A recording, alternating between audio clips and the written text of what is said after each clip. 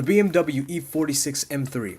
It's one of the greatest sports cars ever made in the history of the world. Very few cars can claim to have had the same everlasting love and impact as this vehicle has, and it's for good reason. The E46 M3 is the perfect sweet spot of daily ability and comfort, but it also has an aggressive and pure sporty edge, the balance between them.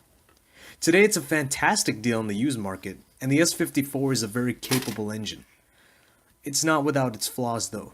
The S54 is known to have problems with the Vano system, and the rear subframe does tend to break. Although these aren't terrible fixes, and once you get those taken care of, and just perform basic upkeep, this is a very fairly livable car. Now back to the good stuff.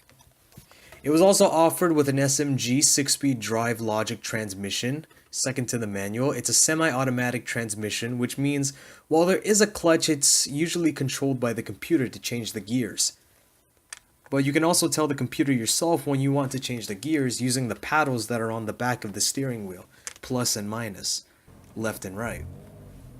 The SMG performs extremely well for itself. You'll reach 60 in around 5 seconds, which is almost on par with the manual. But then again, it all depends on a lot of factors.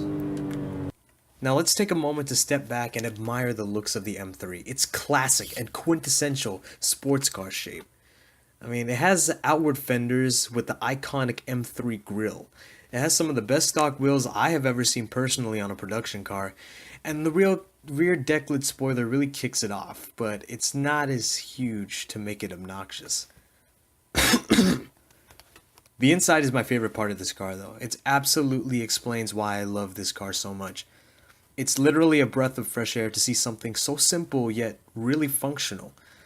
Yeah, there are minor technologies on the steering wheel and it has heated seats and all that crap. But some of this was optional. You could get it more simpler than that. The point is the execution of this interior is really well done and amazing. There's no big ugly iDrive. There's no a whole lot of buttons everywhere you need to hunt for. The SMG shifter looks better. There's no driver technology to save your ass by being lazy and unengaging from the driving experience.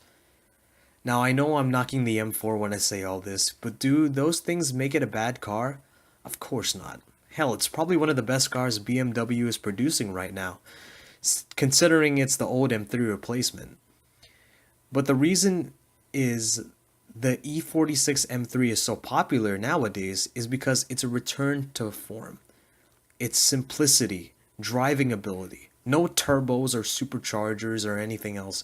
Just a good to honest high revving engine that when you push it to the limit, you know what it feels like to be in control of. The ultimate driving machine.